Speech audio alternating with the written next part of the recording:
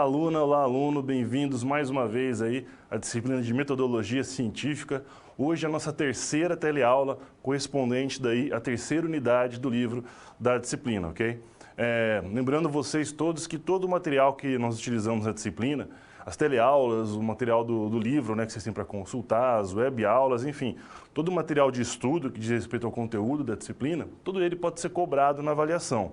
Okay? Então não deixe para estudar só na semana da prova, não deixe para estudar no dia antes da prova, procure estudar um pouco cada dia, para se antecipar, né, as unidades, as teleaulas. Então na próxima teleaula, nossa teleaula 4, vai ser sobre a unidade 4 do livro. Então procure estudar um pouco ela antes da teleaula, para já chegar com os conceitos ali já mais frescos na memória e ficar mais fácil de conduzir daí, de acompanhar a resolução das situações problema que nós vamos fazendo durante a nossa aula aqui, ok? Lembrando também que os fóruns estão abertos.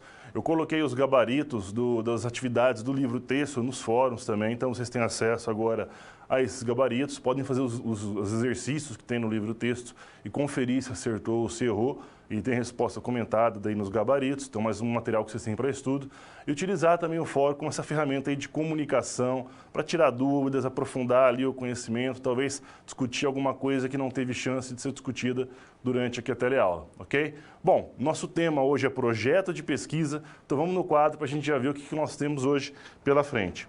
Como eu disse, vamos falar de projeto de pesquisa, mas não apenas isso. Nós vamos conceituar o que é um projeto de pesquisa, né? Por que ele é importante, como que deve ser feito, né? Qual é o modelo ou estrutura necessária para se fazer, para se escrever um projeto como esse, um projeto de pesquisa. Nós vamos falar sobre dois tipos de pesquisa, pesquisa bibliográfica e pesquisa documental. Também vamos falar sobre abordagens teóricas, paradigmas científicos dentro das ciências sociais, para compreender os fenômenos que são mais relativos às ciências sociais. Mas essa definição de paradigma científico, de abordagem teórica, vale também para outras ciências, né, não apenas as ciências sociais. Nós vamos conhecer alguns paradigmas específicos das ciências sociais, mas as definições, os conceitos, valem para outras também. Nós vamos falar também sobre pesquisa qualitativa e quantitativa e os tipos de dados qualitativos e quantitativos e como que se faz a coleta, quais os instrumentos de dados que nós podemos utilizar para coletar os dados típicos de cada uma desses tipos de dados, qualitativos e quantitativos, ok? Bom, vamos agora para o vídeo de abertura da aula de hoje. Logo a gente retorna, então, para continuar, para começar com as nossas primeiras situações problema. Até mais.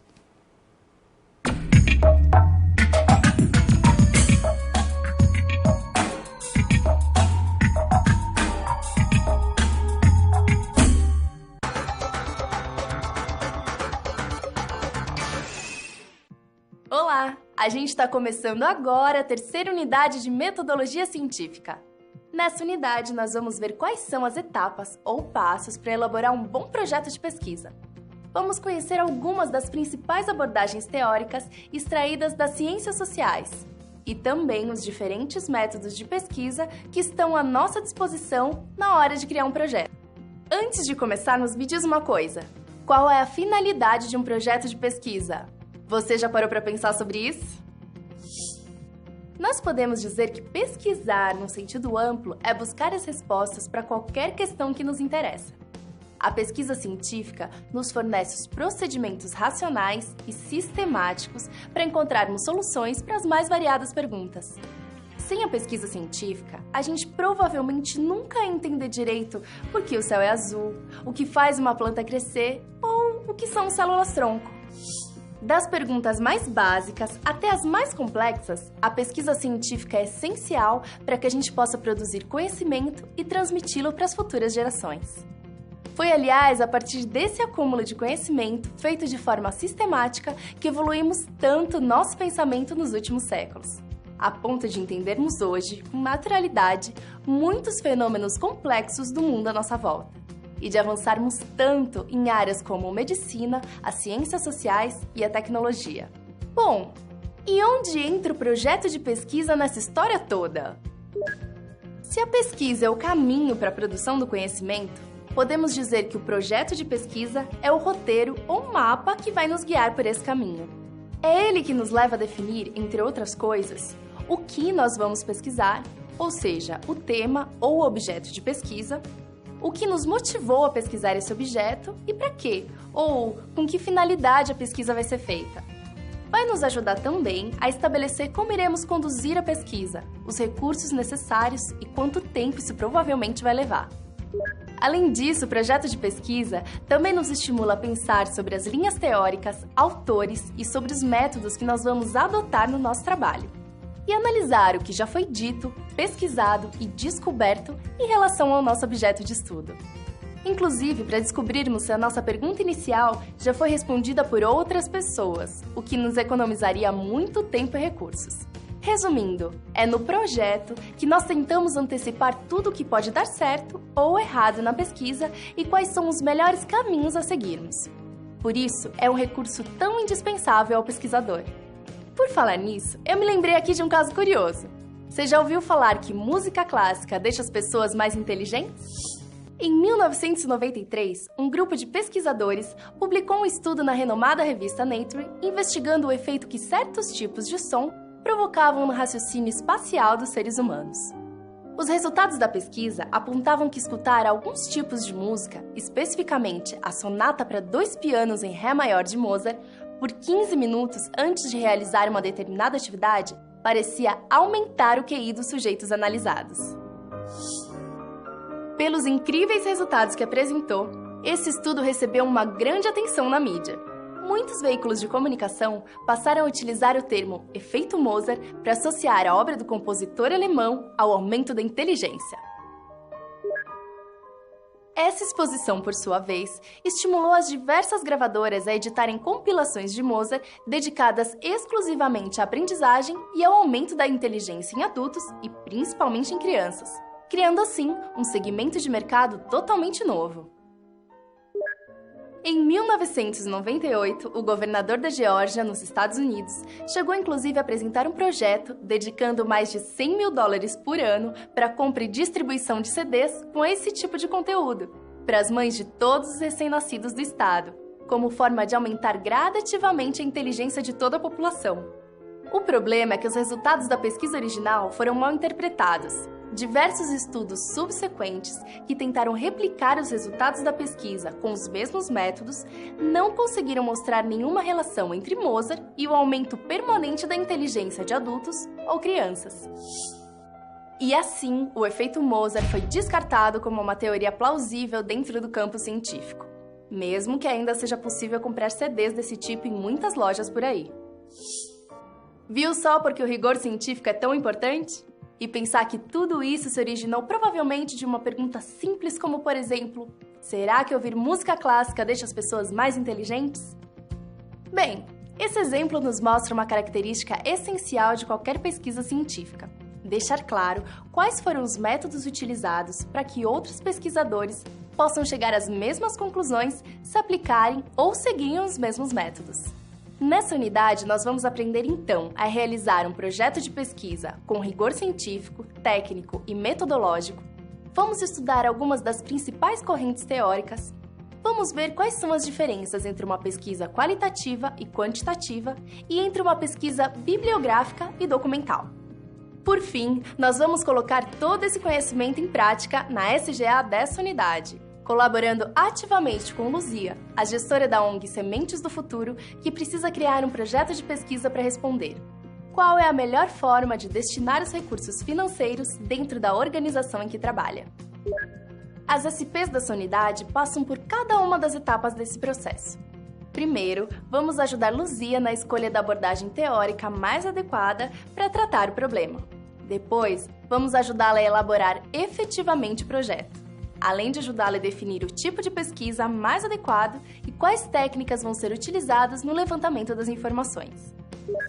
Com isso, nós já vamos poder começar a pensar e a nos preparar para nossas próprias pesquisas. Bom, então vamos lá! Acesse o livro didático, as videoaulas e também o material complementar que você encontra no seu ambiente virtual. E não deixe de fazer as pré-aulas e as pós-aulas de cada sessão. Bons estudos e até a próxima!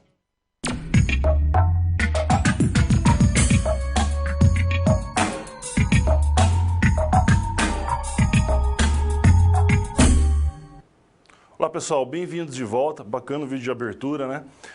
Vamos dar continuidade, então, ao conteúdo de hoje. E antes da gente entrar nos assuntos, vamos ver alguns conceitos que são importantes a gente conhecer para conseguir compreender melhor as situações problema e o restante da disciplina também. Vamos dar uma olhada no quadro, então, quais são esses conceitos. Um conceito que nós vamos ver hoje, que é bastante importante que a gente compreenda, é o que são paradigmas da ciência ou paradigmas científicos, né? Que a gente vai falar também de abordagens teóricas, teorias da ciência, tudo isso quer dizer mais ou menos a mesma coisa, que são os paradigmas científicos, nesse sentido. Um paradigma, ele serve como uma espécie de modelo, de padrão, de norte para as pesquisas dentro de um campo científico, né?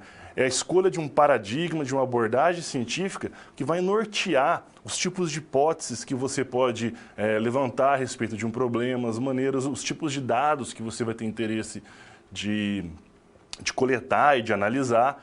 Enfim, um paradigma serve então como uma espécie de padrão, de modelo que dá uma direção própria para as pesquisas dentro de um campo. Nós vamos falar um pouco mais disso, talvez fique mais claro daí. Vamos falar também sobre ciências sociais e ciências naturais. Como nós vimos lá na primeira aula, os autores costumam dividir as ciências mesmo em diferentes tipos, né? Porque isso reflete o número de temas, de objetos científicos que nós temos para estudo, né? São temas os mais variados, então por isso precisam de métodos, de instrumentos específicos para cada tipo de objeto para ser estudado. Por isso que nós vamos ter, por exemplo, ciências hermenêuticas, como a gente tinha visto, ciências empíricas e, no caso aqui, ciências sociais e naturais. Como o nome diz, as ciências sociais estão mais preocupadas em compreender as relações sociais dentro do mundo humano, dentro da sociedade que nós vivemos, né? Então, ela se preocupa em estudar o papel do indivíduo dentro da sociedade, a interação entre diversos tipos de sociedades diferentes, como se desenvolvem sociedades e culturas. Ela tem essa preocupação mais, então, com esses aspectos sociais do mundo que nos cerca, né? Com a vida em coletividade.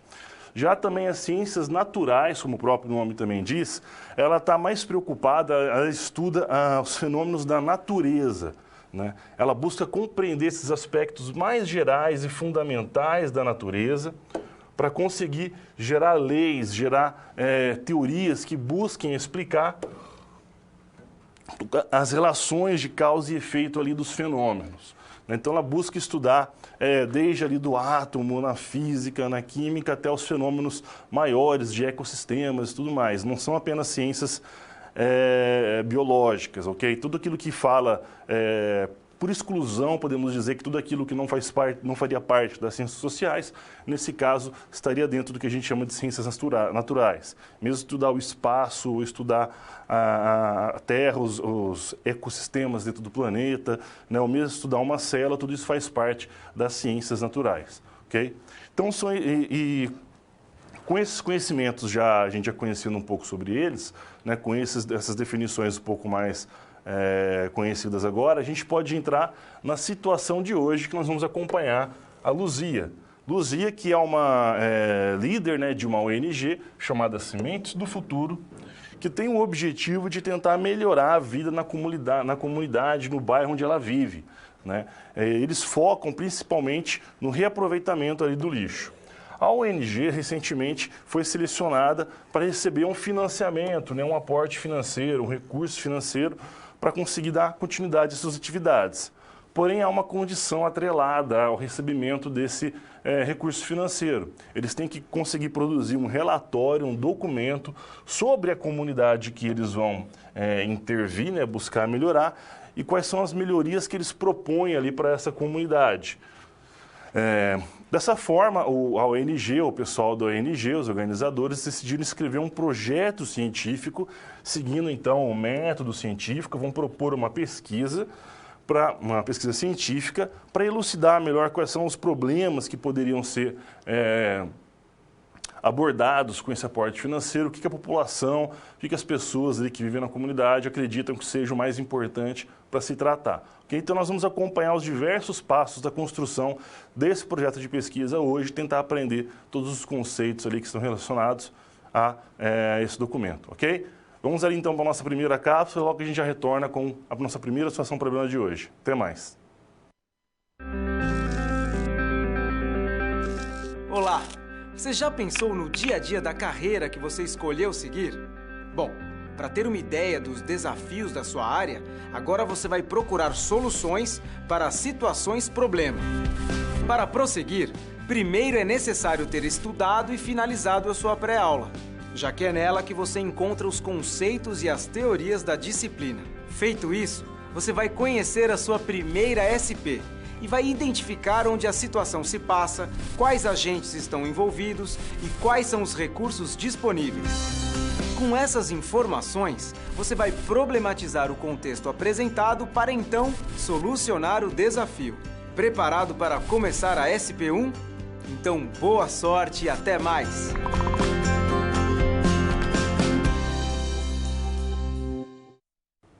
Olá pessoal, bem-vindos aí de volta. Vamos no quadro então para a gente ver o que a gente tem pela frente com essa primeira situação problema, ok? Bom, uma das primeiras coisas que a equipe, que a Luzia, né, e sua equipe tem que decidir com relação ao projeto de pesquisa é qual será a abordagem teórica, né, qual será o paradigma de pesquisa que eles vão seguir, que eles vão utilizar, né? Mas claro que para isso eles precisam conseguir responder as seguintes perguntas. O que é que são esses paradigmas científicos, essas abordagens teóricas? E como eles podem influenciar, né? Qual a importância e a influência deles, da abordagem teórica, na pesquisa propriamente dita? E como eles podem, a partir daí, definir qual será aquela abordagem mais adequada para o estudo, né? Para o projeto que eles querem propor.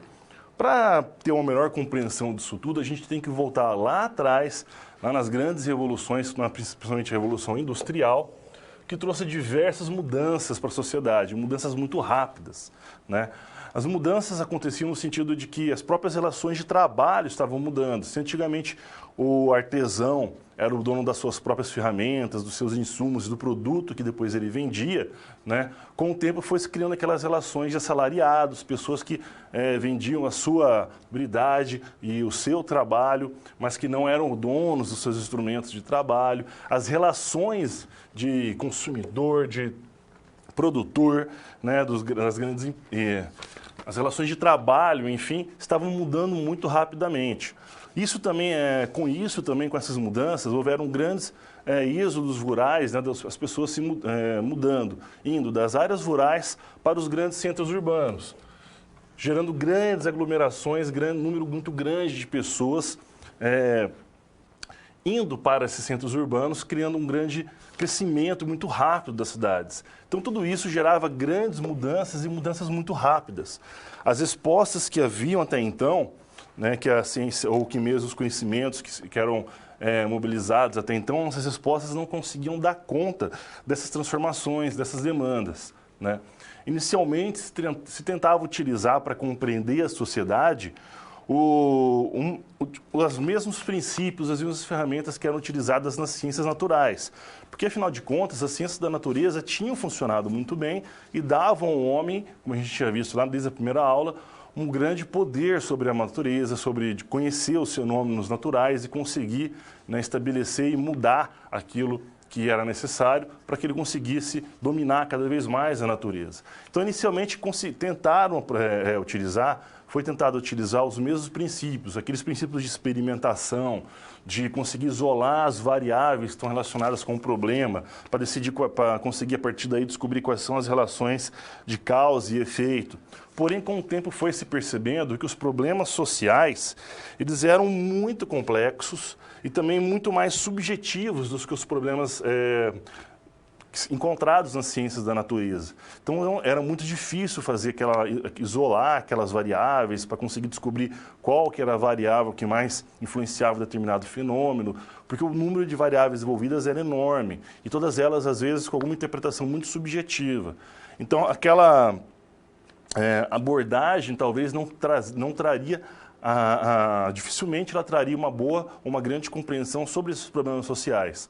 Por isso, lá pelo século XIX, surgiu o que hoje nós chamamos de ciências sociais, que buscaram trazer uma nova abordagem, um novo olhar sobre esses problemas. Precisaram criar novas teorias, novas ferramentas para compreender esses problemas sociais que estavam cada vez mais prementes, né, cada vez mais importantes. Isso levou, então, ao que a gente chama de uma espécie de mudança de paradigma, né? Mas o que são paradigmas? Um paradigma, como a gente falou no começo da aula, é uma espécie de modelo, né? Um conjunto de padronizações, de certa forma, um conjunto de técnicas ou valores que os pesquisadores dentro do paradigma compartilham e que vão, de certa forma, encaminhar ou nortear as pesquisas que ocorrem dentro daquele paradigma. Então, eles tiveram que sair daquela forma de pensar das ciências naturais para uma outra forma de pensar, uma nova forma de pensar, mais adequada às ciências sociais. Houve o que a gente chama, então, de uma mudança de paradigma. O paradigma é ele que baliza, é ele que nos fornece uma explicação e compreensão dos fenômenos, nos diz como nós devemos entender um fenômeno, né, dentro daquele paradigma. Por exemplo, um exemplo talvez fique mais fácil compreender o que é um paradigma se a gente ter um exemplo mais concreto, né?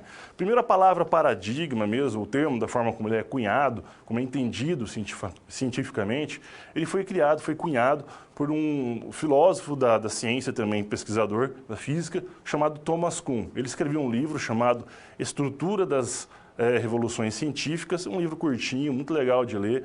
Para quem quiser entender mais sobre assuntos de paradigmas científicos, vale a leitura, né? E lá ele cunhou, então, essa expressão que é mudança de paradigma, né? Essa expressão chamada mudança de paradigma, quando se muda a maneira de olhar os fenômenos, né, sobre os quais a gente está estudando, buscando compreender.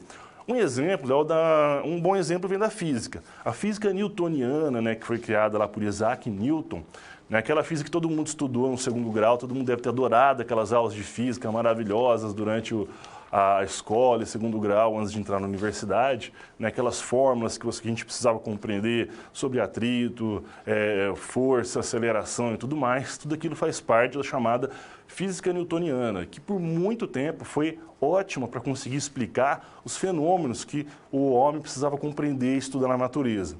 Porém, com o tempo, conforme o conhecimento avançava, começou-se a perceber que essa física não dava conta de alguns fenômenos na natureza, principalmente aquilo que acontecia em uma escala muito pequena, né?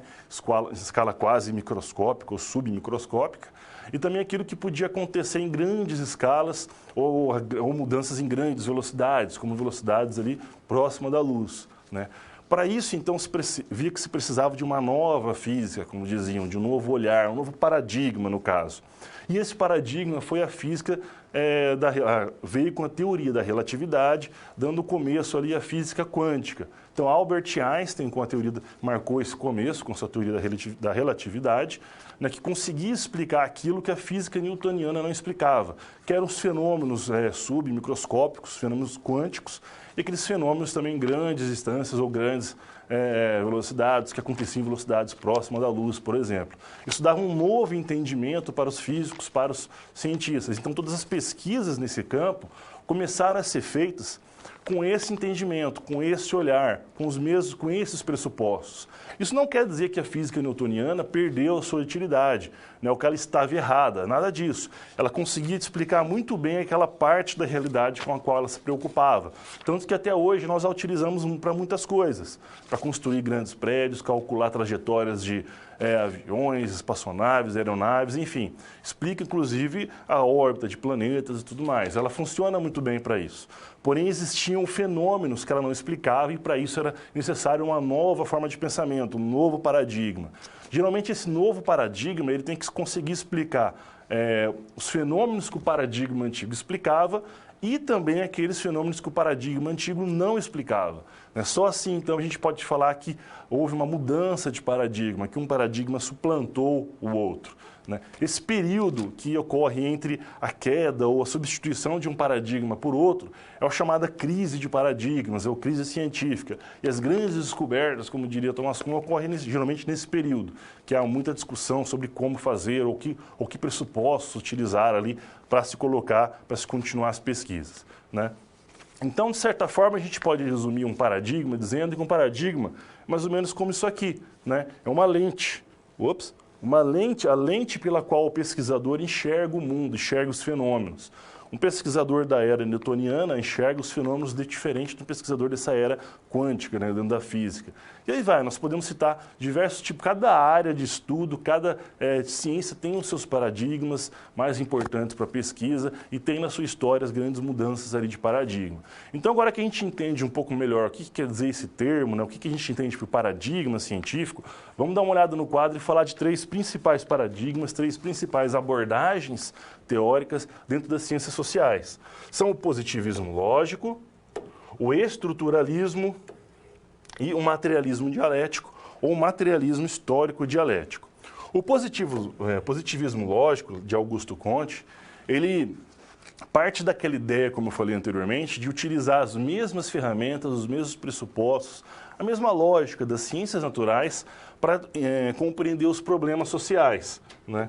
Então, o positivismo, ele buscava tentar utilizar aquelas mesmas regras objetivas, coletar dados objetivos, ou talvez isolar variáveis para conseguir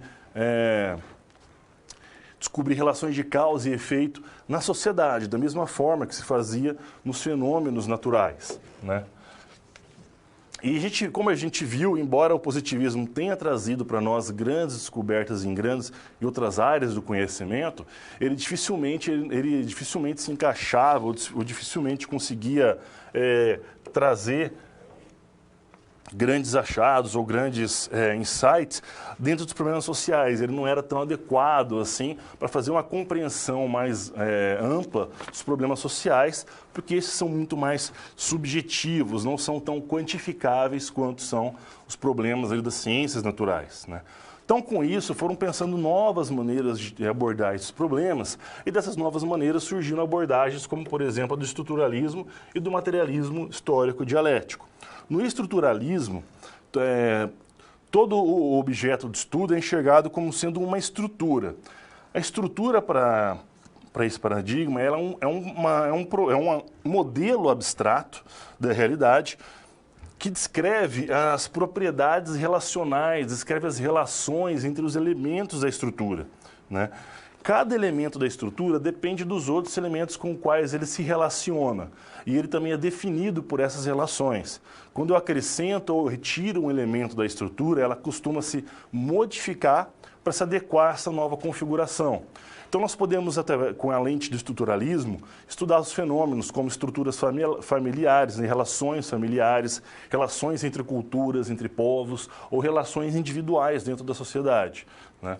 No materialismo histórico dialético, ele entende que tudo que existe, tudo aquilo que pode ser estudado, tudo aquilo que realmente existe no mundo material, que é o mundo da matéria, né, o mundo que existe, independentemente da gente pensar nele ou não, né, o mundo externo que existe fora dos nossos sentidos, né, tudo que existe no mundo está em constante transformação, está em constante movimento. E ele procura estudar isso através de 2 princípios, né?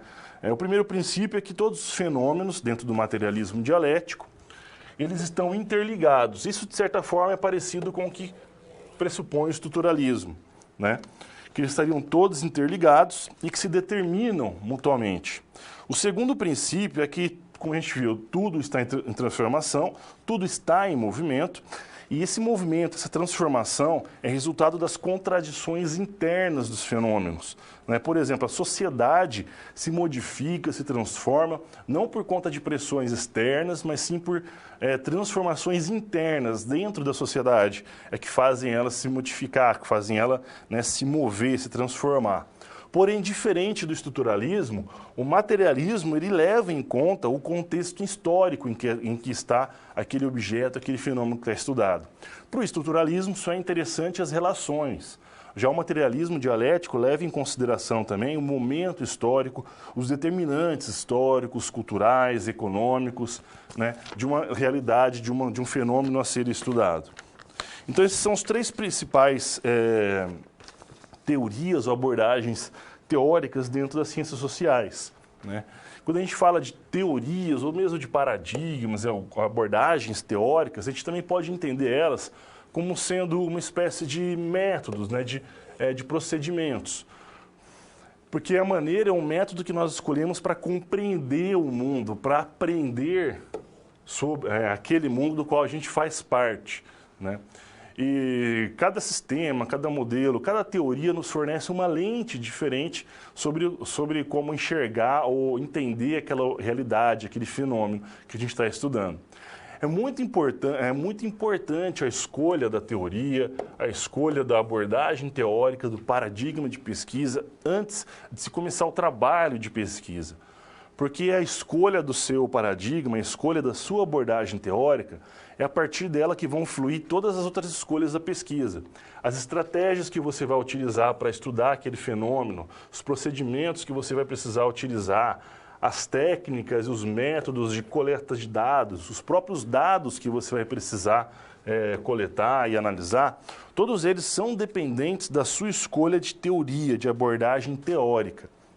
Então, voltando ali na situação de Luzia, ela compreende então que os paradigmas são teorias, são modelos que nós construímos para conseguir entender a realidade, compreender o mundo que nos cerca e balizar, né, as nossas pesquisas, aprender e executar as nossas pesquisas. Então, eles precisam definir qual teoria eles irão adotar, né? Porque a teoria adotada, a abordagem teórica adotada vai influenciar em todas as próximas decisões que eles irão tomar. Então é muito importante que se estude bem as teorias, se aprofunde em cada um dos paradigmas para conseguir fazer a melhor escolha possível nesse momento inicial, nesse momento de escolher a abordagem teórica. A abordagem teórica, além disso, a melhor abordagem teórica vai depender do objeto que você escolheu estudar. Se eu quero estudar o funcionamento de uma célula, se eu quero estudar o movimento dos planetas ao redor do Sol, ou se eu quero estudar a influência de um grupo dentro da sociedade, cada um desses são objetos diferentes e vão se dar melhor com paradigmas diferentes, né? Não tem por que eu estudar uma célula, por exemplo, me utilizando do materialismo dialético, né, como a gente vai ver. Não é talvez o melhor paradigma possível. Então, o teu objeto de pesquisa vai ajudar você a encontrar a melhor abordagem teórica. E uma vez escolhido o objeto, você vai poder, então, ter melhores condições de escolher a sua teoria. Além disso, uma escolha de abordagem teórica revela muita coisa sobre o próprio pesquisador. Como a gente compreende, qual é a nossa visão de mundo, o que a gente espera de nossa pesquisa da sociedade. Então tem um pouco de subjetividade aí nessa escolha, né? Dependendo da gente, de como nós pensamos, de como enxergamos ali o mundo que nos cerca. Okay? Mas claro que não vale apenas, a gente não pode escolher apenas baseado nessa subjetividade. A gente precisa ter um bom entendimento, ler bastante, para conseguir ter uma compreensão melhor dessas teorias e assim adotar aquela que melhor se adequa ao nosso objeto de pesquisa, aquilo que a gente se propõe pesquisar. Ok? Bom, a gente termina aqui nossa primeira situação problema, vamos para um videozinho curto e já voltamos para a nossa segunda situação problema de hoje. Até mais!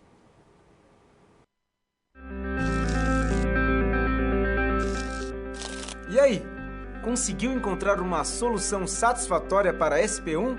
Como você pôde notar, o desafio apresentado tem como base situações comuns da realidade de mercado. Eles são elaborados a partir de informações de empresas, experiência dos professores e acontecimentos do cotidiano. Isso significa que antes mesmo de você se formar, além de todo o conhecimento teórico, você já está em contato com a realidade do seu futuro profissional.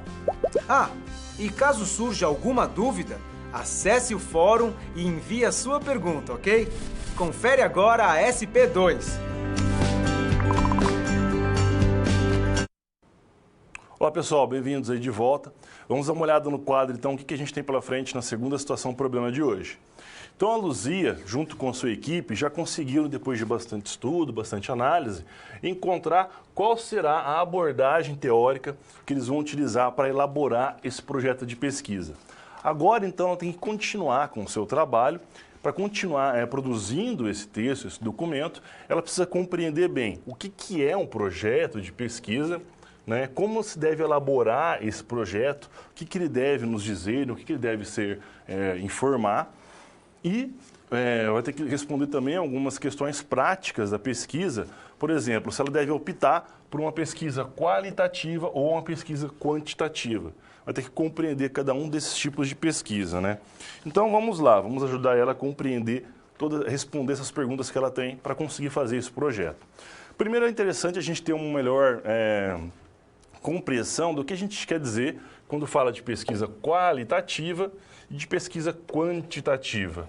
A pesquisa qualitativa, geralmente, ela trata daqueles fenômenos que a gente não consegue medir diretamente, não consegue mensurar de forma direta, de forma matemática, que a gente não consegue colocar em algum número, alguma quantidade, né?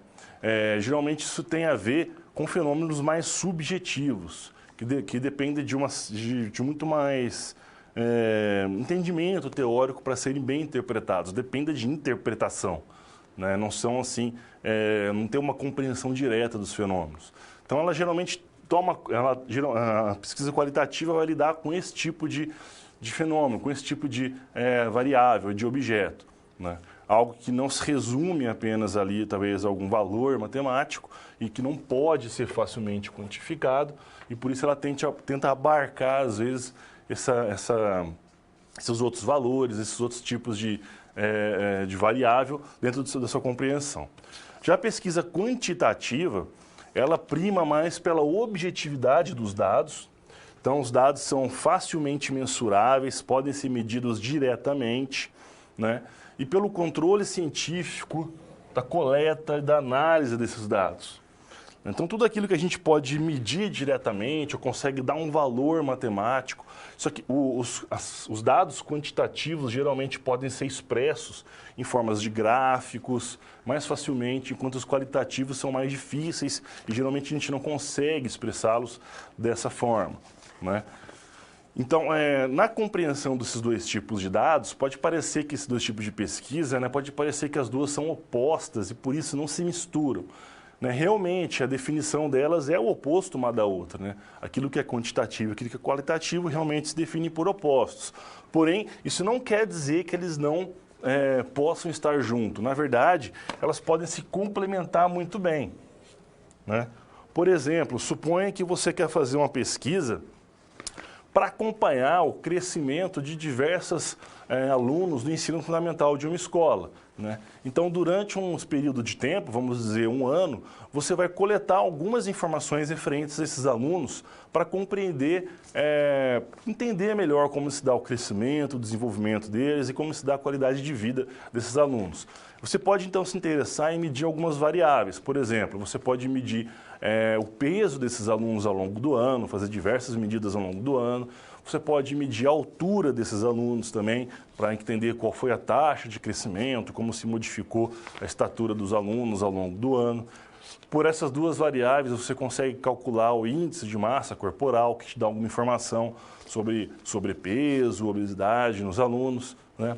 Todas essas são informações que eu posso medir diretamente. Eu utilizo uma balança, uma fita métrica, uma calculadora para calcular ali o IMC. São todas informações numéricas, matemáticas que eu consigo mensurar, medir diretamente. E junto com essas informações, eu posso pedir outras informações aos alunos. Posso perguntar qual é a atividade preferida deles, né? Quantas atividades eles realizam fora do ambiente escolar, fora do horário de aula. Praticam algum esporte? Qual esporte eles gostam mais? Ou por que não gostam de esporte? Enfim, todas essas respostas, né, para essas perguntas não são respostas que podem ser facilmente quantificáveis. Muitas delas vão ser de valor bastante subjetivo, principalmente qual é a sua atividade preferida, por exemplo, né? Então, essas são variáveis, essas são perguntas mais qualitativas, né? Então, o mesmo estudo pode juntar esses dois tipos de dados para nos dar uma maior compreensão ali do fenômeno. Se eu falo para vocês, por exemplo, que 55% dos moradores de uma região não têm acesso a serviços básicos de água e esgoto, eu tenho tanto uma informação quantitativa nessa frase, os 55%, né, me dá uma porcentagem do número de moradores. Se eu sei o número de moradores daquele local, eu consigo dizer o número exato, então, de moradores que não têm acesso a esses serviços básicos. E também me dá uma informação qualitativa no sentido de me dizer como é a qualidade de vida, né, a qualidade de vida dos moradores daquela região, já que eles não têm acesso a serviços de água e esgoto, né? Então, a gente consegue utilizar os dois tipos de variáveis, os dois tipos de informação, para nos dar maior compreensão sobre o fenômeno. Claro que alguns fenômenos a gente pode compreender muito bem apenas com informação quantitativa, enquanto outros a gente vai ter que, às vezes, outros fenômenos a gente tem que fazer uso mais de informações qualitativas, utilizando entrevistas, questionários abertos, e aí vai. Né? Enfim, mas mais para a gente entender então o que é cada um desse tipo de pesquisa, o que é cada um desses tipos de dados, qualitativos e quantitativos. A gente vai voltar para o quadro agora então para a gente continuar falando sobre esses dois tipos de pesquisa e como que o uso de uma pesquisa quantitativa ou qualitativa, como isso influencia na nossa coleta de dados ali. Né? Bom, como a gente viu, o dado quantitativo, a pesquisa quantitativa, ela prima pela objetividade das informações, dos dados, maior controle na obtenção, na análise desses dados. Então, um tipo de instrumento para obter esses dados, para medir essas variáveis quantitativas, a gente pode utilizar, como no exemplo que eu dei, uma balança para medir o peso, uma fita métrica, um estadiômetro para medir a estatura. A gente pode utilizar um questionário, geralmente de respostas fechadas. Né? Eu posso dar algumas respostas prontas para os alunos. Posso, por exemplo, perguntar qual a atividade preferida entre as abaixo. Eles têm que marcar qual que eles preferem. Então, é um questionário fechado. Eu não abro tanto assim para a interpretação. Ou posso perguntar numa escala de 1 a 5, quanto você concorda com essa afirmação, ou quanto você gosta dessa atividade.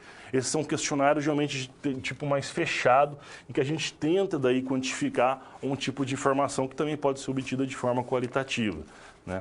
Já os dados qualitativos, geralmente, como a gente não consegue mensurá-los diretamente, nós podemos obtê-los a partir de observação, quando a gente faz registros e anotações dessas observações no momento que a gente faz. Nós podemos utilizar, né, fazer uso de entrevistas para entender melhor alguma resposta, algum dado pelo entrevistado, sempre lembrando de fazer a transcrição e a interpretação correta do que o entrevistado disse. Né? Então, as formas de coletar os dados mudam de acordo com o tipo de dado, o tipo de pesquisa que eu faço, se quantitativa ou qualitativa. E se eu utilizo os dois, também preciso ter muito cuidado, bastante atenção nos tipos de instrumentos de coletas de dados que eu vou utilizar para conseguir cada um dos tipos de dados.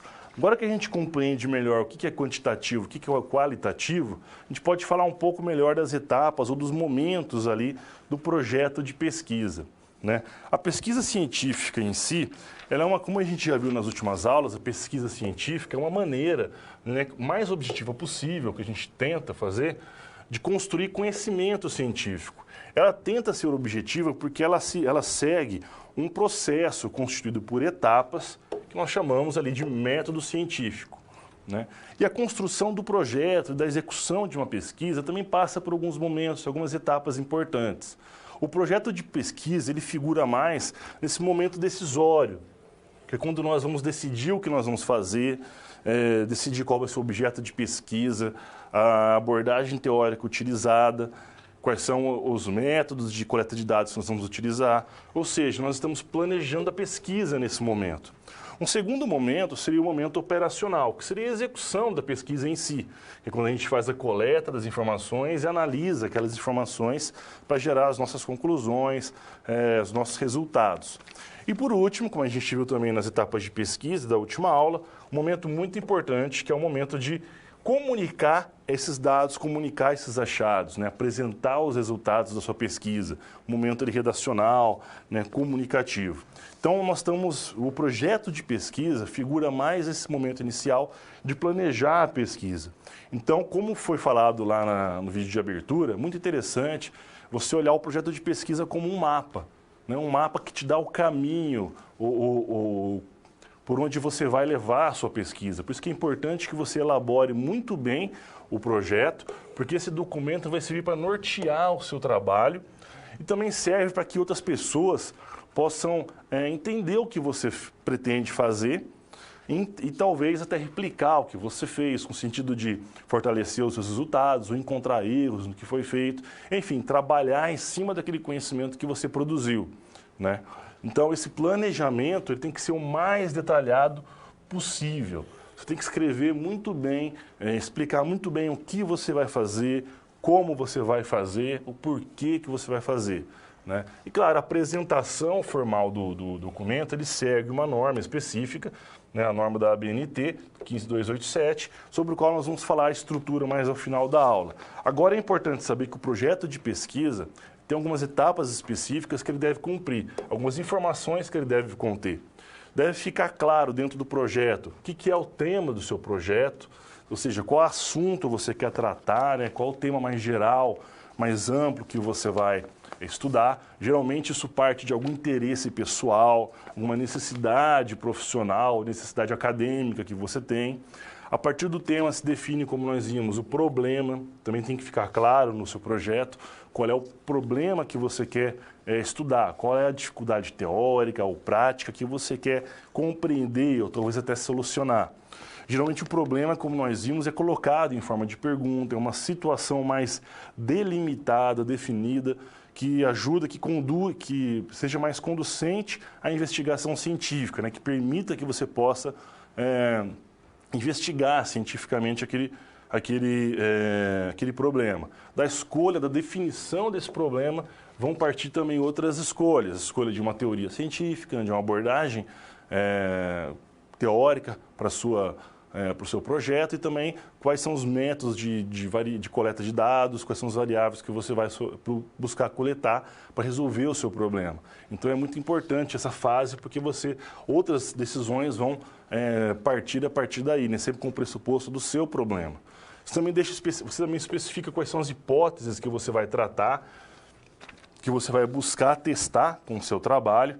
Como a gente viu, uma hipótese ela é uma espécie de solução temporária, né, para o seu problema, que você vai buscar testar essa solução para validá-la ou não através de experimentação. Então, nesse sentido, lá também é uma diretriz para a sua pesquisa, porque você, a partir da definição da hipótese, você vai saber, então, o que eu preciso fazer, quais experimentos, quais dados eu preciso ter para conseguir validar ou não a minha hipótese. Tem que ficar claro qual é o objetivo do projeto de pesquisa, né, o objetivo da pesquisa, não seu objetivo. Não posso colocar o objetivo desse projeto e ganhar nota para passar de ano. Não. Né? Eu quero saber o objetivo da pesquisa e não seu objetivo. Isso é importante, deixar bem claro lá no projeto. Além disso, é importante descrever bem minuciosamente, né, com bastante detalhe, como você pretende alcançar aquele objetivo. Ou seja, qual a metodologia que você vai utilizar para alcançar o objetivo da sua pesquisa. Então, quais dados você vai coletar, quais são os instrumentos de dados que o instrumento de coleta de dados que você vai utilizar, né? O que você vai utilizar para testar aquela hipótese, quais são os experimentos, enfim.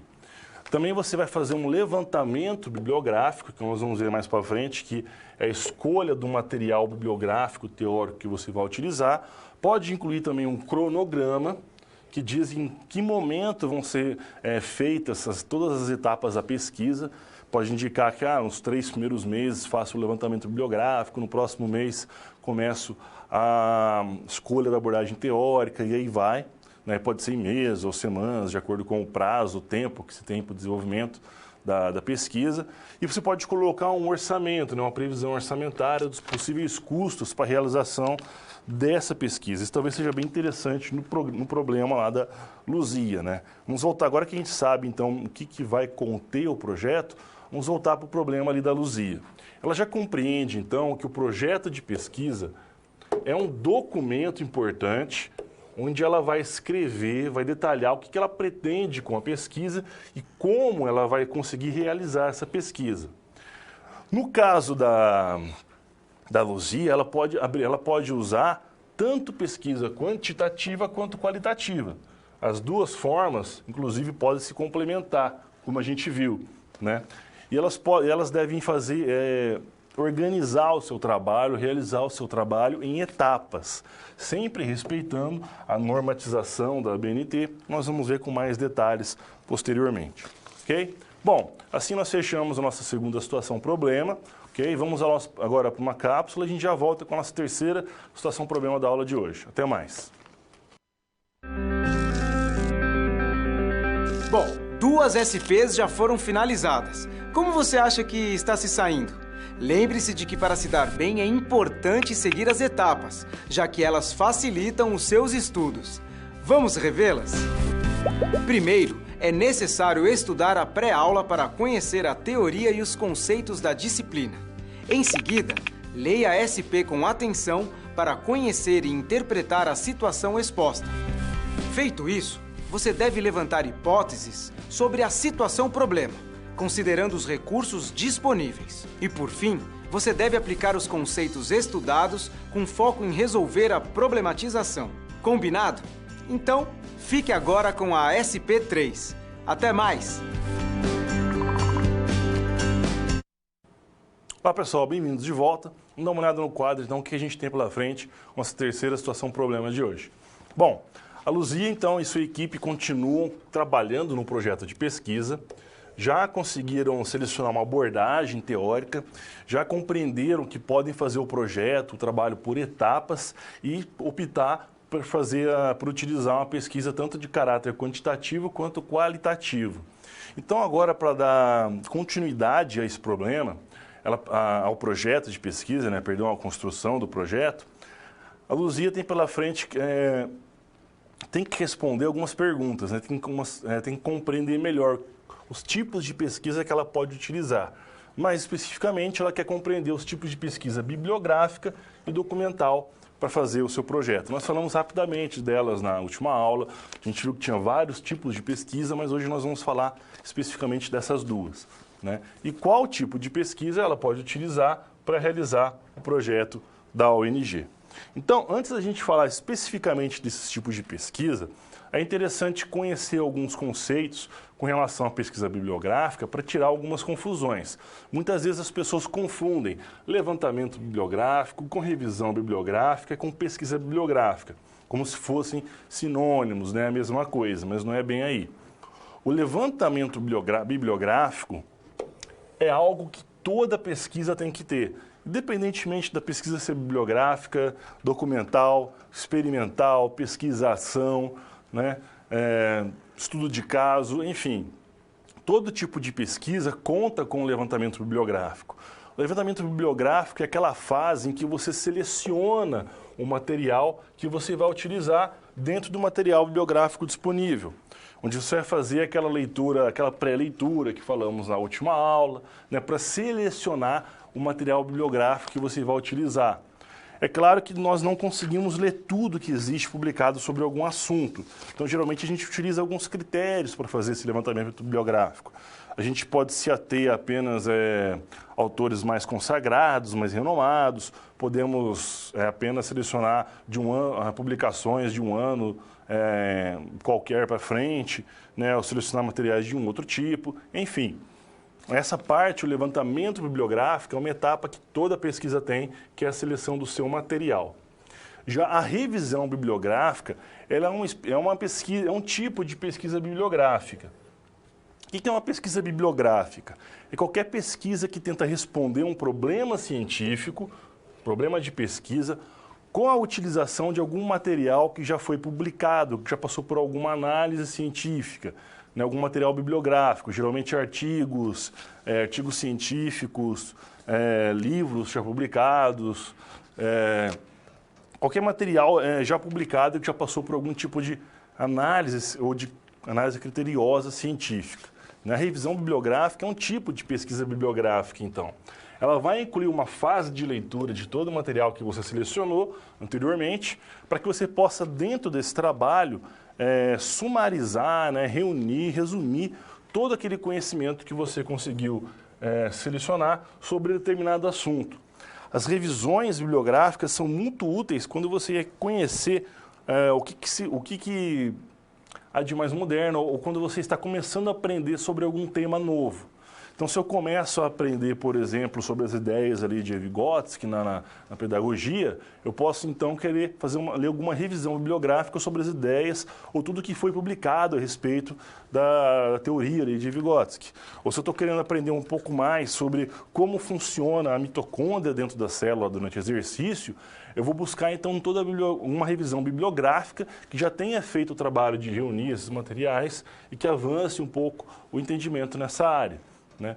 Outros tipos de revisão bibliográfica, que é a revisão bibliográfica com meta-análise, né, que é uma revisão sistemática, ela é muito interessante porque ela é muito utilizada na pesquisa na medicina, né, na medicina científica.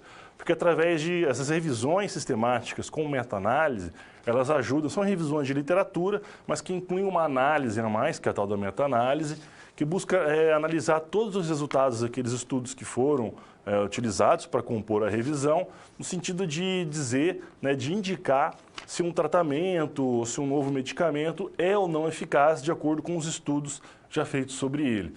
Então, as pesquisas de revisão são importantes, né? Elas não são... A gente pode pensar que a pesquisa bibliográfica ou pesquisa de revisão só trata de material já publicado, então não deve trazer nada de novo, né? Ela só resume o que já tem. Nada disso. Geralmente elas avançam também o conhecimento. Como nós vamos ver, ela nos dá novos enfoques, né? Novas ideias. Vamos dar uma olhada no quadro mais uma vez, então, para a gente avançar ali nesse conteúdo. Ok? Vamos voltar para o quadro, então, chamando o quadro. Voltou? Beleza. Ok. A pesquisa de revisão nos ajuda a entender o que é o estado da arte de alguma área, né? O estado da arte, talvez seja uma expressão que a gente já tenha ouvido, né, falar. O que quer dizer estado da arte? Estado da arte é compreender como que se configura, como que se organiza atualmente o conhecimento sobre algum assunto, sobre alguma área, né? Geralmente, para a compreensão do que é o estado da arte de alguma área, de algum conhecimento, a gente precisa também dialogar com tudo que já foi produzido, que já foi investigado sobre aquele... tudo que já foi historicamente construído, né, sobre aquele assunto, sobre aquele conhecimento, para compreender como se chegou na compreensão atual de algum assunto. Mas, geralmente, as pesquisas de revisão são muito interessantes para isso, para nos dar uma ideia do estado da arte. Então, a pesquisa bibliográfica é muito interessante para isso, para reunir o que já foi estudado sobre algum assunto e nos dar essa ideia, então, do que é mais moderno, o que há de mais novo na compreensão de determinado problema, ou seja, o estado da arte daquele assunto. E como eu falei, ela nos ajuda a construir um novo conhecimento científico. Não é apenas porque ela utiliza materiais publicados que ela não traz nada de novo, nada disso.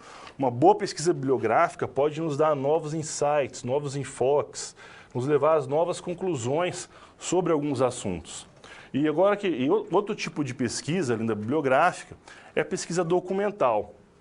A pesquisa documental, ela utiliza como fonte de dados documentos, né, que são chamados de fontes primárias, porque eles não passaram por nenhum tipo de análise, nenhum tratamento científico. E esses documentos podem ser textos antigos, diários, cadernos de anotação, filmes ou filmes ou fotos ou mapas, enfim, tudo que geralmente a gente entende mais como sendo uma espécie de algum documento, né? Não apenas um livro, uma informação, um artigo científico ali, por exemplo, que seria uma fonte de dado mais para pesquisa bibliográfica. A pesquisa bibliográfica, por sua vez, como ela utiliza fontes bibliográficas, algo que já foi publicado, já passou por algum tipo de análise, ela utiliza fontes bibliográficas secundárias, porque já passaram por uma análise, um tratamento, né, anterior. Já a pesquisa documental, as fontes são chamadas de primárias, como a gente falou, porque ela não passou por nenhum tipo de tratamento científico. A pesquisa documental é muito útil quando a gente quer compreender o contexto histórico de alguma situação, de algum problema, de algum personagem, ou quer reconstruir algum momento histórico importante para a compreensão ali do mundo que a gente vive, né? Nenhuma delas pode ser apenas um resumão do que está tratando do assunto. Mas os dois tipos de pesquisa, tanto a documental quanto a bibliográfica, têm que nos ajudar a avançar para uma nova compreensão, uma nova perspectiva ali do assunto que a gente está trabalhando. Então, um mero resumo do que já foi publicado, já foi feito, não serve como pesquisa bibliográfica. Ela tem que ajudar também, ela tem que trazer novas conclusões, ajudar a compreender melhor aquele assunto que se está trabalhando. Então, por fim, para resolver o problema da nossa colega Luzia, ela compreende, então, que a pesquisa sempre vai utilizar fontes bibliográficas. Ou seja, toda pesquisa tem o levantamento bibliográfico, que a gente falou, né? Ela sabe que utilizar dados primários, documentos primários, ou seja, utilizar uma pesquisa documental, pode fornecer dados importantes, pode dar um contexto histórico importante para o problema, né? E assim como a pesquisa quantitativa e qualitativa, a pesquisa bibliográfica e documental podem também se complementar. Podem nos dar tanto uma compreensão geral de algum assunto, do que está sendo estudado, de algum problema científico, mas também uma compreensão mais geral do contexto histórico em que ele se encontra, né? Porém, na situação de Luzia, onde ela deve escrever um projeto tratando dos temas, dos problemas ali do bairro, né? Ou seja, avaliar as necessidades que os moradores acreditam ser importante para a resolução com aquele aporte financeiro, ela pode optar apenas por realizar uma pesquisa bibliográfica. Ou seja, uma pesquisa de tudo que já foi feito, estudado sobre aqueles tipos de problema que eles querem resolver, né? Claro, ela também pode optar, se ela quiser, talvez dar uma perspectiva histórica de como esses problemas foram se construindo ali na comunidade. Ela pode colocar, então, alguns textos de leis antigas, né, ou documentos que já foram importantes com relação às tentativas anteriores de resolver esses problemas, enfim. Sempre pode acrescentar alguma coisa ali com a pesquisa documental também. Mas, porém, para o problema que ela busca resolver, apenas a pesquisa bibliográfica já seria o suficiente, ok? Bom, aqui a gente finaliza a nossa terceira situação problema. Vamos para o vídeo rapidinho agora e a gente já volta com essa quarta e última situação problema da nossa aula de hoje. Até mais! Quando você faz uso de todo o material didático, você passa a conhecer as teorias e os conceitos da disciplina de forma mais completa. Só assim as SPs que servem de exercícios práticos que te preparam para o mercado de trabalho terão efeito na sua carreira. Ou seja, seguindo as etapas, você está adquirindo experiência profissional antes mesmo de terminar o seu curso. E se durante a sua leitura algum ponto de interrogação surgir, não se preocupe. Envie sua dúvida no fórum, ok? Fique agora com a SP4. Boa sorte! Olá pessoal, bem-vindos aí de volta. Vamos dar uma olhada no quadro então para a gente falar da nossa quarta e última situação problema da aula de hoje. Bom, a Luzia está caminhando bem com o seu projeto de pesquisa. Já conseguiram compreender qual abordagem teórica é mais interessante para abordar aquele problema, qual tipo de pesquisa, como ela pode utilizar tanto pesquisa quantitativa e qualitativa, escolheu que a pesquisa bibliográfica vai ser mais interessante para o problema, né? Mas agora ela precisa compreender como colocar tudo isso no papel, né? Como escrever realmente o projeto de pesquisa. Ela tem que conseguir descrever nesse projeto quais vão ser os critérios que eles vão adotar para definir como realizar a pesquisa, por que optaram por pesquisa bibliográfica, por que optaram por dados quantitativos e qualitativos. Enfim, isso tem que ser justificado no trabalho.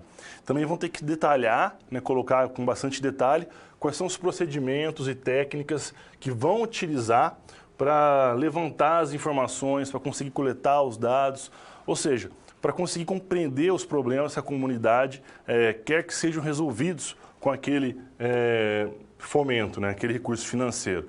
E colocando de outra forma, ela precisa realmente escrever o trabalho.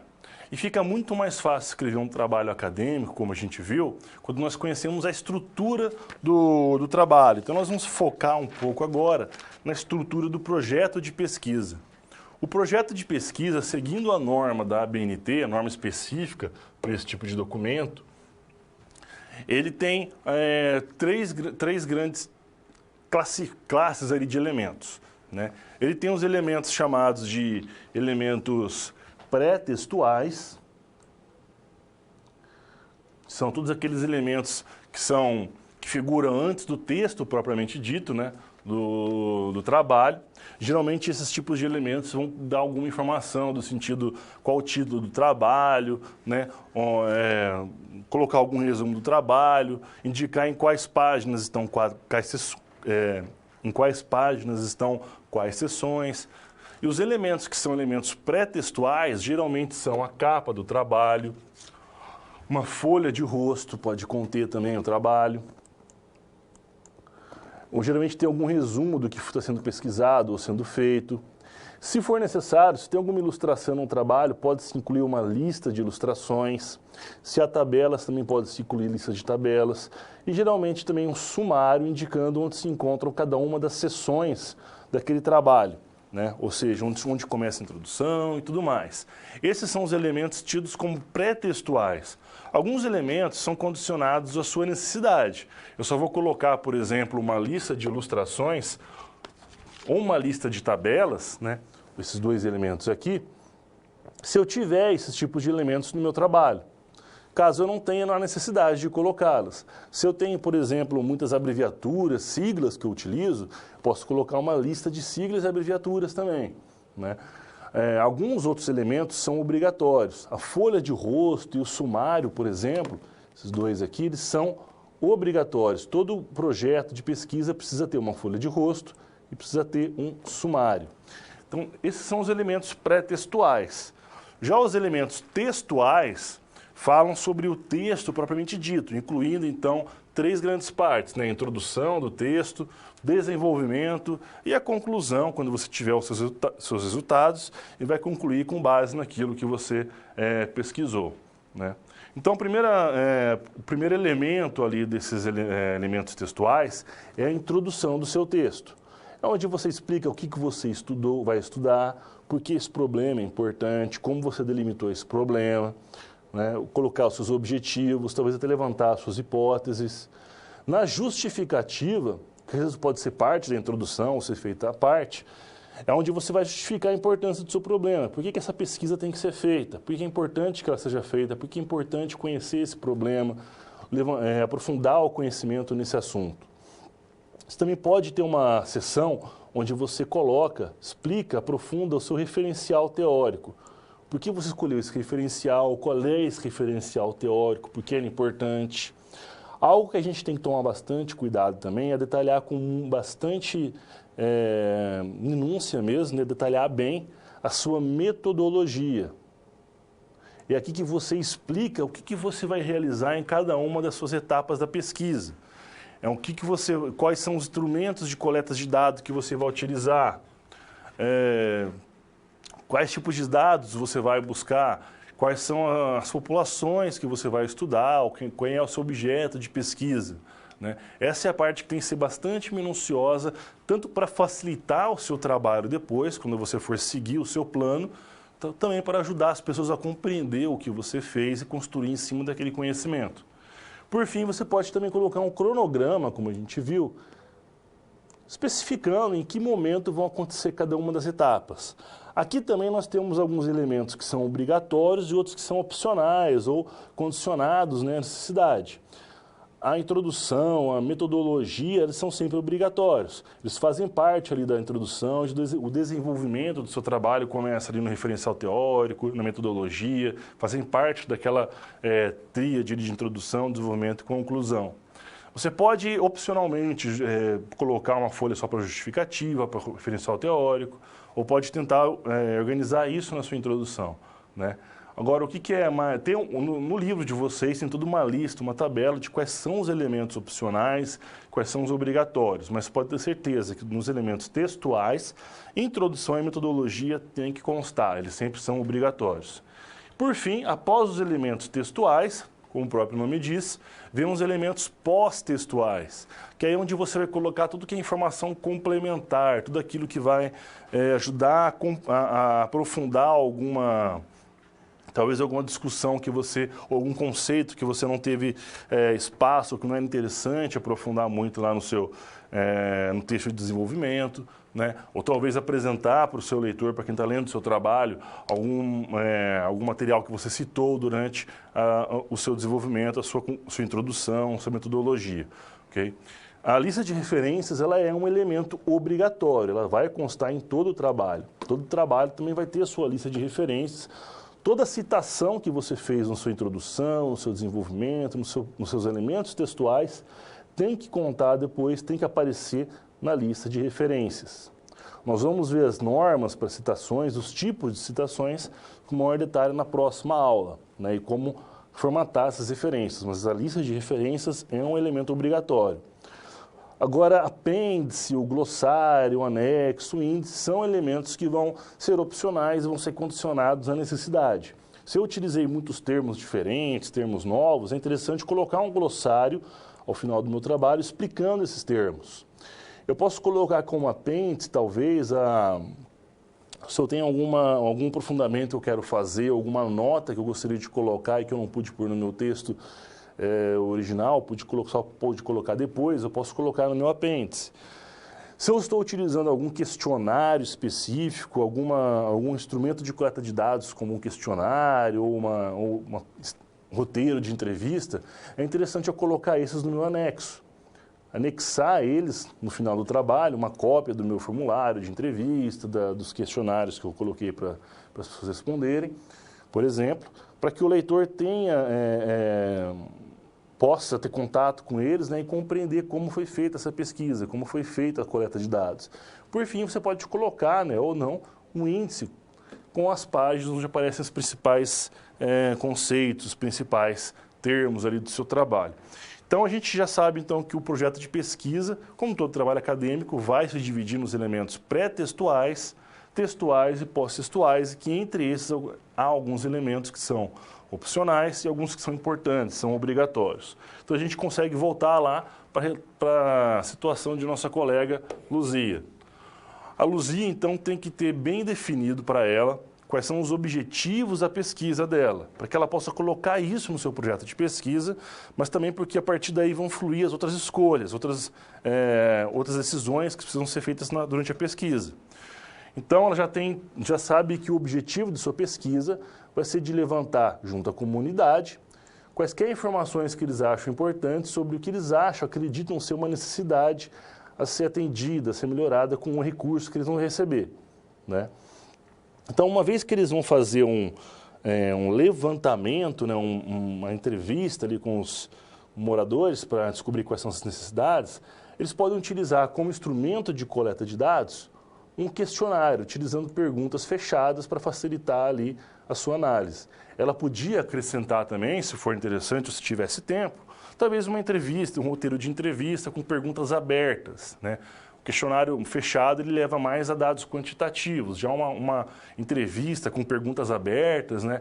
Pergunta da opinião dos moradores ou a preferência que eles têm por alguma solução ali para o bairro, isso daí pode ser incluído também. Seria interessante colocar daí as perguntas da entrevista, do questionário no anexo ao final do trabalho, né? Claro, lembrando que sempre é um trabalho muito importante, né, que tem que se conhecer bem a teoria com qual se vai trabalhar, principalmente quando se lida com dados qualitativos, porque a interpretação daí do pesquisador é bastante importante, tem que ser muito bem fundamentada. Então agora a Luzia tem tudo que ela precisa, toda a informação que ela precisa para construir esse projeto de pesquisa e a gente também, porque a gente acabou de terminar a nossa quarta situação problema de hoje, ok? Vamos para um vídeo curtinho e a gente já volta para fechar, né? Se você tem alguma dúvida, alguma pergunta, já coloque ali no chat que a gente já volta com um momento de perguntas para tentar responder algumas questões de vocês, ok?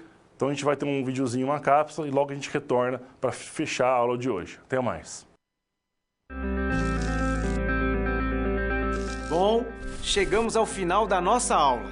E depois de concluir todas as SPs, é hora de você refletir sobre tudo que aprendeu com os desafios. Vamos lá? Primeiro, ficou claro que o conhecimento vem ao fazer uso do material didático disponível no ambiente virtual do aluno. Isso inclui fazer a pré-aula, assistir aos vídeos, ler os textos e acessar as web-aulas.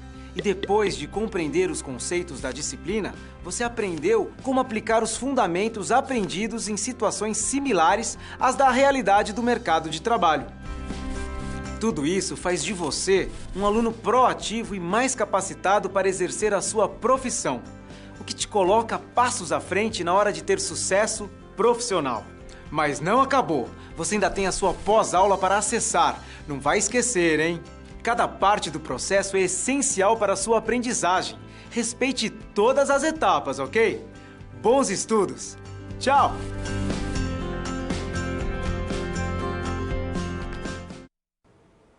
Pessoal, voltamos aí então. Antes da gente partir para uma sessão de perguntas ali, responder algumas perguntas de vocês, quero deixar uma questão para vocês para pensar, para tentar levar a vocês algumas novas situações que a gente possa mobilizar aí esse conhecimento. Vamos dar uma olhada no quadro, então, qual é essa situação.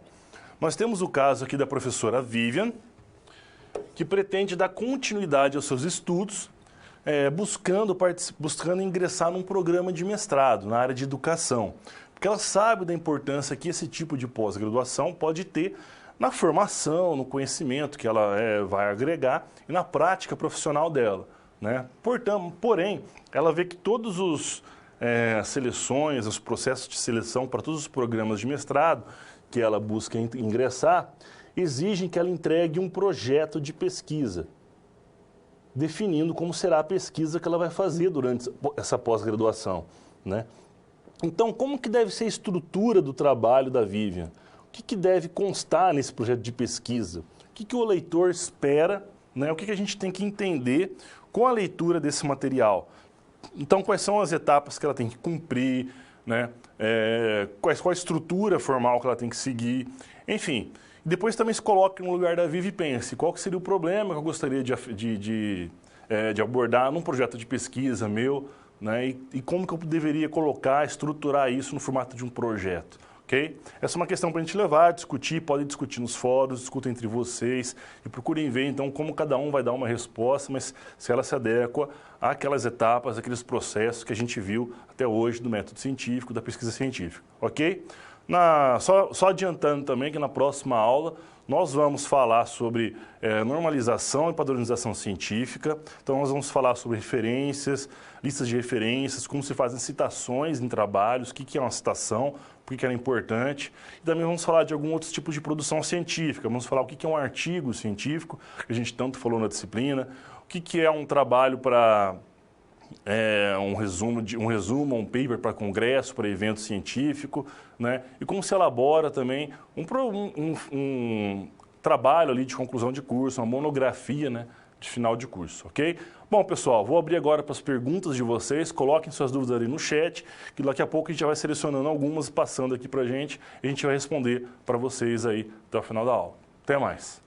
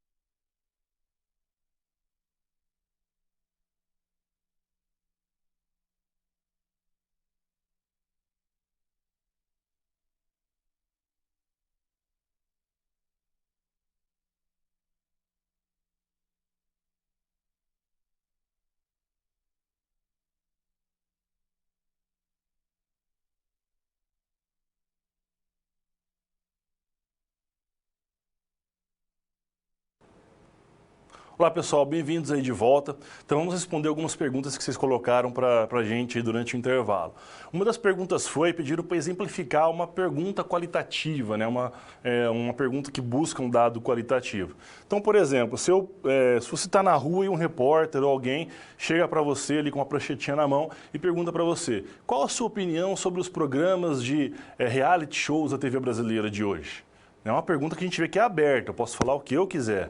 Né? Não tem uma resposta fechada, eu não vou dar uma nota de 1 a 5, nem algo que eu possa mensurar diretamente. Eu não consigo medir a opinião de alguém, né?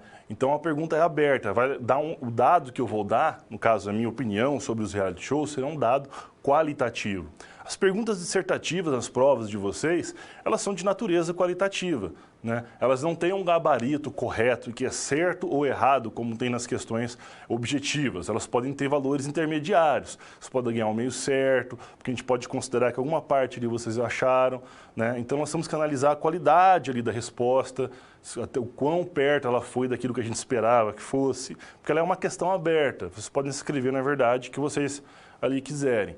Então, esse tipo de dado, né, esse tipo de questão, geralmente aberta, onde você pede que a pessoa dê a opinião ou disserte sobre alguma coisa, né, ou se eu pergunto para vocês quão feliz você é, né, ou qual é o seu, como você acha que é a sua qualidade de vida, por exemplo, tem maneiras, talvez, quantitativas de medir isso? Tem. Né? No censo, geralmente, eles costumam perguntar, quantos computadores há na sua residência, quantos carros, quantas pessoas trabalham, qual a média mensal ali da residência. Todos esses são dados quantitativos que nos dão uma ideia de uma coisa qualitativa, que é qualidade de vida, né?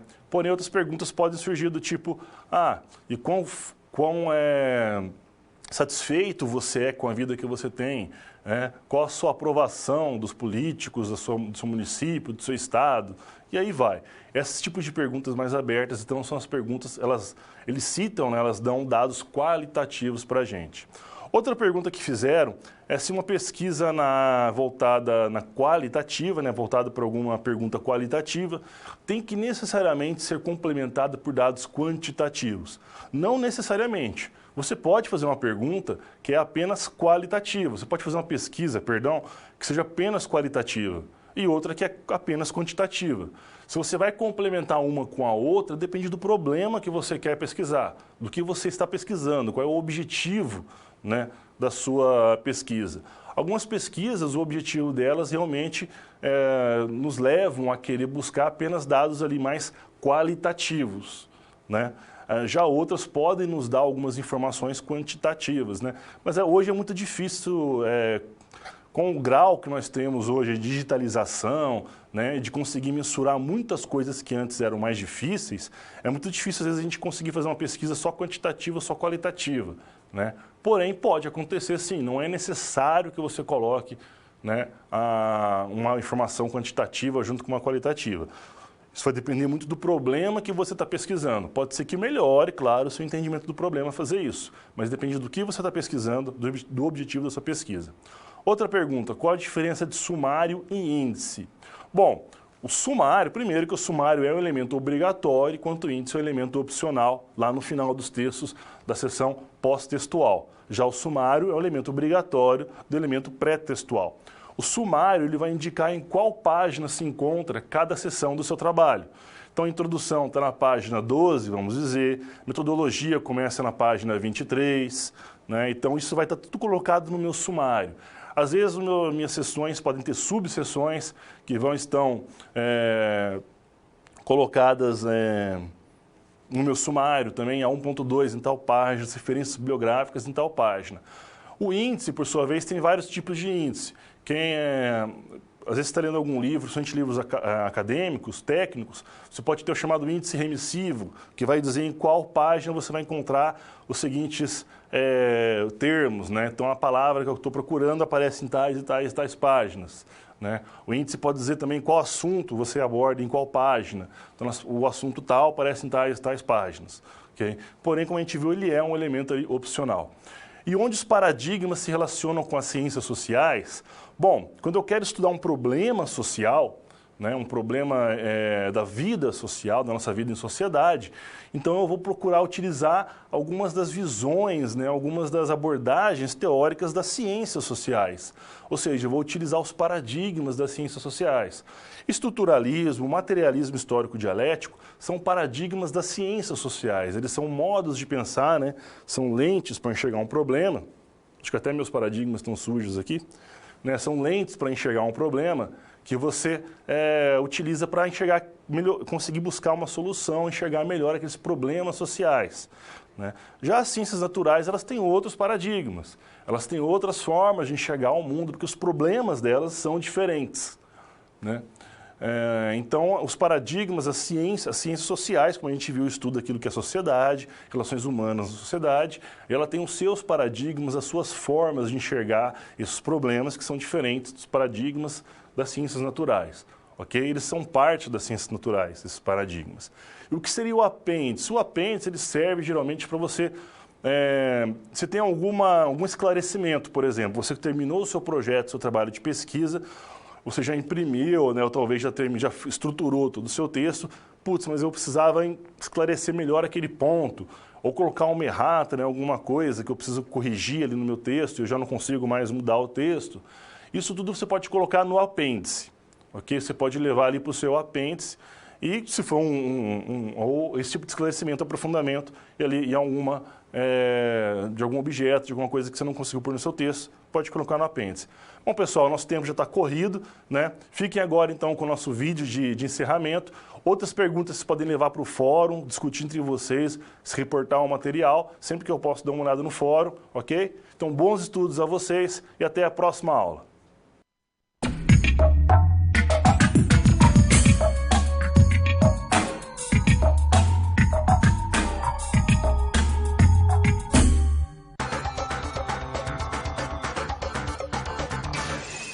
Olá! A gente está chegando ao final da terceira unidade de Metodologia Científica. Nessa unidade, nós vimos 3 paradigmas das ciências sociais que podem influenciar bastante na abordagem teórica de uma pesquisa. Você se lembra quais são? Nós falamos aqui sobre o positivismo, o estruturalismo e o materialismo histórico-dialético. Como você viu, a escolha de um paradigma teórico na hora de embasar a sua pesquisa pode definir, entre outras coisas, a abordagem que você vai utilizar no seu estudo. Por isso, é importante conhecer muito bem cada um deles. Para não ficar nenhuma dúvida sobre esse assunto, nós decidimos reunir então um grupo de especialistas para ouvir o que eles têm a dizer sobre cada uma dessas correntes teóricas e para entender como elas se relacionam entre si. Tudo isso para que você possa fazer uma escolha consciente na hora de elaborar o seu projeto de pesquisa. Confere aí! Olá! Nesta unidade, você viu o quanto diferentes correntes teóricas serviram para interpretar os fenômenos sociais. Eu me refiro ao positivismo lógico, ao estruturalismo e ao materialismo dialético. Os nossos convidados, a antropóloga Ana Paula Macafani e o sociólogo Reinaldo Ciccone, falam das contribuições dessas correntes para as ciências sociais e também para a metodologia científica. Olá, professores, sejam muito bem-vindos. Olá, Érica, muito obrigada pelo convite. Muito obrigado pelo convite, é um prazer estar aqui conversando com os nossos alunos. E para começar, professor Reinaldo, para que servem as teorias metodológicas? Por trás das teorias metodológicas existem, na verdade, concepções de mundo, formas de se interpretar a realidade. E essas concepções de mundo trazem consigo chaves para a interpretação da realidade, métodos e técnicas adequadas e coerentes. E isso nos ajuda a compreender melhor o mundo. Ok, professor Reinaldo. E agora, professora Ana, qual a importância do estruturalismo para o pensamento científico e como essa corrente contribui com a metodologia científica? O estruturalismo foi muito importante para a antropologia, principalmente na figura do Claude Lévi-Strauss, que pesquisou o Brasil, inclusive, os índios brasileiros. Ele buscava entender quais eram os elementos estruturais que dão sustentação para os dados empíricos. Para a metodologia científica, o estruturalismo ele é importante porque ele vai mostrar quais são os elementos fundamentais que você pode usar na construção da sua pesquisa. Certo, professora Ana. Professor Reinaldo, o nosso aluno já viu que para o positivismo é possível analisar fenômenos sociais com a mesma objetividade das outras ciências. Conte, inclusive, chega a chamar de física social, como se a realidade pudesse ser explicada pelas mesmas regras da física. E o materialismo histórico, ele concorda com essa visão de mundo, com essa forma de interpretar a realidade? Não, ele não concorda. O materialismo se caracteriza por uma forma de interpretar a realidade que acredita que é o mundo real, concreto, que determina ou que influencia as formas como nós pensamos. Já o idealismo pensa de outra maneira. Ele acredita que são as ideias que movem o mundo, que o mundo deriva das ideias. E isso faz toda a diferença. Bom, professor Reinaldo, agora nós já entendemos o pressuposto materialista, mas e o método dialético? O método dialético leva em conta a ideia de transformação, de mudança permanente, de contradições internas. Enquanto o positivismo pensa sempre na sociedade organizada a partir do pior para o melhor, do menor para o maior, a teoria dialética vai pensar o mundo como o desenvolvimento da realidade a partir da ideia de tese, antitese ou antítese e síntese, ou seja, contradições que geram o movimento que faz com que a história se desenvolva. Certo, professor Reinaldo. E professora Ana, para encerrar, como o estruturalismo se diferencia do positivismo? A principal diferença do estruturalismo para o positivismo é que, enquanto o positivismo era evolucionista e acreditava que a gente sempre estava indo de uma forma mais simples para uma forma mais complexa, o estruturalismo ele analisa as sociedades, os grupos ou as situações de uma maneira independente desse conceito. Então, você pode ter sociedades mais antigas que são mais complexas do que sociedades mais simples. Eles nem usam esse termo. Perfeito, professora. E eu agradeço a sua participação, agradeço também a participação do professor Reinaldo e eu espero que esta entrevista tenha contribuído para que você, aluno, tenha entendido melhor os fundamentos teóricos dessa unidade. Nós ficamos por aqui, até a próxima. Viu só? Aposto que agora ficou mais fácil de escolher uma linha teórica na hora de fazer o seu projeto. Muito bem! Nessa unidade, além da teoria, nós tivemos a oportunidade de colocar o nosso conhecimento em prática ao longo das 4 situações-problema da unidade. Nessas SPs, nós pudemos ajudar a gestora Luzia, da ONG Sementes do Futuro, em diversas etapas de elaboração do seu projeto. Na SP1, ajudamos Luzia a identificar a abordagem teórica mais adequada ao seu estudo. Já na SP2, ajudamos a gestora a entender o que é um projeto de pesquisa e de que forma elaborá-lo, levando-se em conta os aspectos qualitativos e quantitativos da pesquisa. Na SP3, definimos o que é uma pesquisa bibliográfica e uma pesquisa documental e qual seria a mais adequada para a pesquisa em questão. Por fim, na SP4, ajudamos Luzia a elaborar o seu projeto, definindo o instrumento para coleta de dados, nesse caso, um questionário com perguntas fechadas. Agora é a sua vez. Você pode aprofundar os seus estudos pensando na seguinte situação. A direção de uma determinada empresa planejou a aplicação de uma pesquisa para conhecer o nível atual de satisfação de seus colaboradores. Nesse caso, qual é o melhor instrumento a ser utilizado, considerando que a empresa possui cerca de 3.000 funcionários? Pense sobre essa questão e discuta a resposta com seus colegas. E não deixe de consultar o seu livro didático e outras fontes bibliográficas para ampliar o seu conhecimento. Por fim, não esqueça de responder também aos questionários das pré- e pós-aulas disponíveis no seu ambiente virtual, ok? Muito bem, eu fico por aqui. Bons estudos e até a próxima!